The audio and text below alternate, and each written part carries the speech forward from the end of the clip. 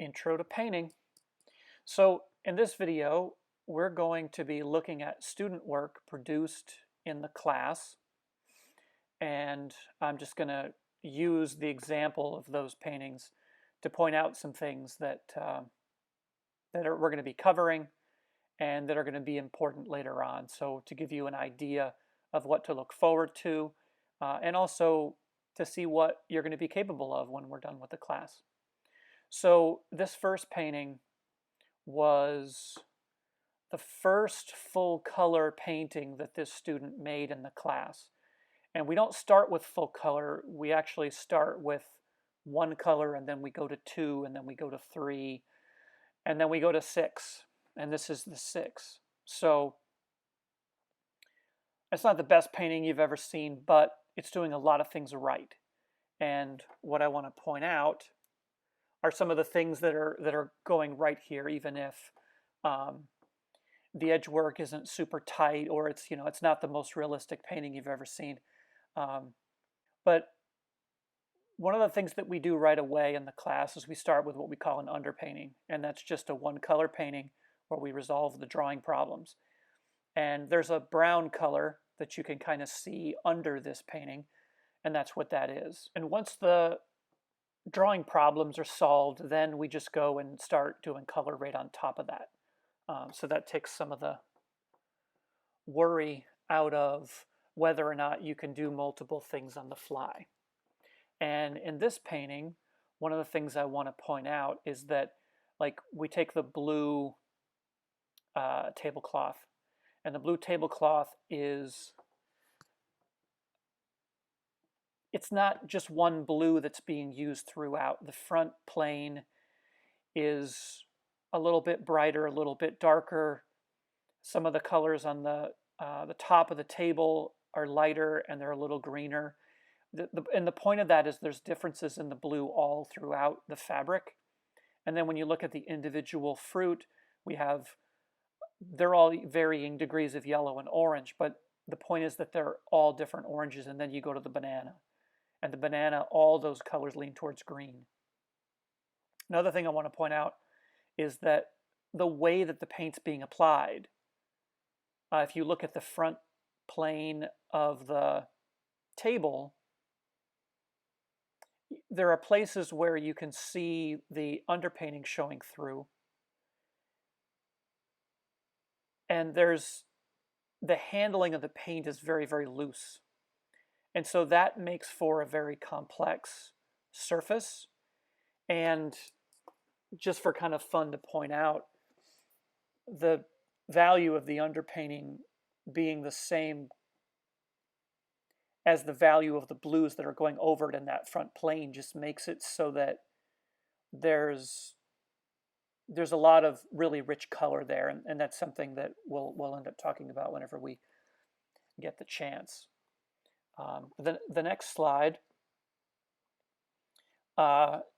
is an excellent example of just keeping the drawing very solid. So I remember when this painting was made in class, the student put some extra time into the drawing and just made sure that it was really, really right. And so when they were in a place where they could go and start working on the color, that's just the only thing they had to think about. And what I really like about this painting is the yellow fabric. When you think about yellow as a color, it's good to think about what are some of the things that yellow is capable of. Well, yellow can be bright, it can be dull, it can be light, it can be dark, and it can lean towards orange, and it can go all the way over to green. And while this piece of fabric is dominated by the orange side of yellow, pretty much the entire range of what you can expect from yellow is in this fabric. It's drawn well, the color's constantly changing, and it's got a really nice, rich, complex surface to it. So that's something to be thinking about and to be shooting for when you're painting. So the next still life is a nice, simple still life. There's not a lot of objects. When I give you guys homework assignments, usually ask for like 7 to 10 objects. But if you're handling them this well, I'm all right with having fewer.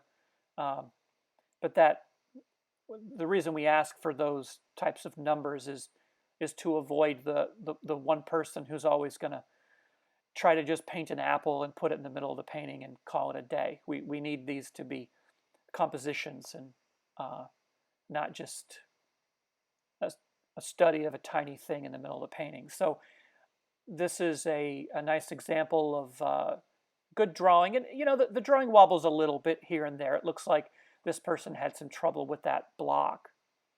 But when it comes to talking about color, we'll get into some detail on the subject, but the main thing to remember about color is that it has 3 dimensions: hue, value, and intensity. Hue is what we would call colors, the names of the colors. Value is how light or dark colors are, and intensity is the brightness or dullness of them.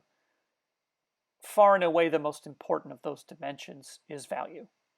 And this painting does a really nice job of organizing its values. It's very subtle, but it keeps the colors really complex. It does a lot of things right. The next painting is a little bit more advanced. It's the final project from this student's Painting 2 class. And you can see the drawing is strong. This painting was big. It was like 36 by, I don't know, 20 or something like that. It's a larger painting. And they were tackling a lot of different types of subjects. For the Painting 2 students, I have a series of technical problems that you'll be solving throughout the semester, and they have to do with transparency, reflection, different kinds of spaces, different types of limited palettes, things like that. And we'll get some detail on all of those things. But this is a nice example of a final project where they took everything we did throughout the semester and tied it all together. I don't see a reflection like a mirror anywhere, but that's the only thing that's maybe missing. Here's another painting from the Painting 1 class. Again, really solid drawing. The color is good. There are places where the color is a little bit on the local side, and when we say that, what I mean is like the book cover doesn't have a lot of range in the reds that are in it. Or we could say that the wall and the shadow on the wall is the same thing. But there's something to be said for keeping some parts of the painting simple and other parts of the painting complex. And this painting does a really nice job. The drawing is solid. The glass looks really great. That garlic clove in the foreground is just a really strong piece of painting. So those are all good things. Now the next one is an example of a limited palette.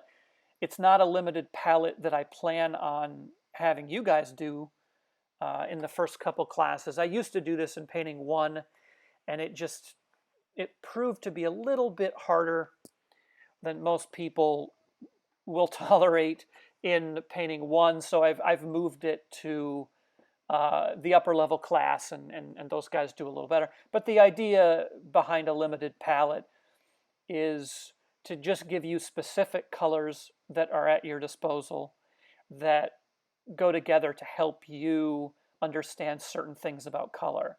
And just for the fun of it, this project is about how to use black. So this painting, the students had a whole bunch of different colors, and mostly they were sort of dull earth colors, browns, yellow ochre, things like that. Indian red, burnt sienna, colors like that. And then, but the one color they didn't have a blue. They had to use ivory black in order to make the blue. And so Ivory black leans towards blue, so it is a blue, but the, the, the idea was for the students to organize the colors around the areas that needed to be blue in order to make them look bluer. And this is a really good example. You can see the three different blue objects, the bud vase, the pitcher, and the fabric. Not only are they all blue, but they all lean in different directions of blue. So that's a really high level of control. Um, very nicely done. And really good drawing. Um, color complexity, even though in a limited palette like this, you don't have access to some of the brighter colors, they still manage to get a huge range in there. And that's a really important idea. The next two slides are for the Painting 2 students. I have a series of assignments that lead you up to making a painting where you paint out the windows. So for that project, you need to have part of the imagery is inside the room, and then part of the imagery is outside. And the idea is that it's a study of value. And what happens is even if the lights are on in the room, it's way lighter outside than it is inside. So it's a real challenge in studying the value, and it drives home some of the importances of prioritizing value over a lot of the other colors or dimensions of color. And then we have when the Painting 1 students do their final project, I have them do a series of 3 paintings. This is one painting from a series of 3 where the student painted 3 different views of this still life of different phones.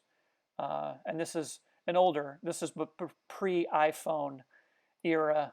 So the flip phone there is about it was cutting edge at the time. But anyway, really strong drawing. The paint handling is a little bit looser than some of the other ones I've shown you. And that's like a personal preference thing. As long as you can convey the information, a lot of people are really interested in keeping their paint a little bit on the looser side. In a lot of cases, we want to loosen up the tight people and tighten up the loose people so that all the students have a versatile range that they can go to whenever they need to be able to shift gears. And the last slide is a painting that was done in class that was at the tail end of Painting 2 for this particular student. And it's just a really, really strong example of everything I've talked about in this discussion. The drawing is rock solid. The color is constantly on the move. One of the subjects we're going to be covering is the role of planes, and that has to do with sort of taking a round object and converting it into facets. If you can think of like a gem that's been cut into facets, you can think about the planes that make up the volume of an object the same way. And while a lot of this cast is rather round, up towards the top you can see some of the bigger planes and just some really strong thinking. And also, it's really important in an intro painting class to talk about, well, with this painting, the cast that the student is painting here is white. But you don't really see any white anywhere. The student made a decision in every passage to make sure that the white, at the very least, had a temperature. It should be either warm or cool. And that's what you do. If you're not sure what color to paint something because it's so dull or it's so light or it's so dark, you just decide that it has a temperature, whether it's warm or cool, and that'll tell you, at least right away, it'll tell you what colors to start with. And then once you get them in the painting, you can decide whether or not they work. And this painting got decidedly green. I believe we set it up near the window, so a lot of the light coming in the window was kind of cool, and that gave the student the idea to push this sort of blue-green. So hopefully that helps the students who are either thinking about taking the class or who are already enrolled. Hopefully it helps you see what you can expect, to know a little bit about what my expectations are going to be, and to look forward to what you're going to be able to accomplish.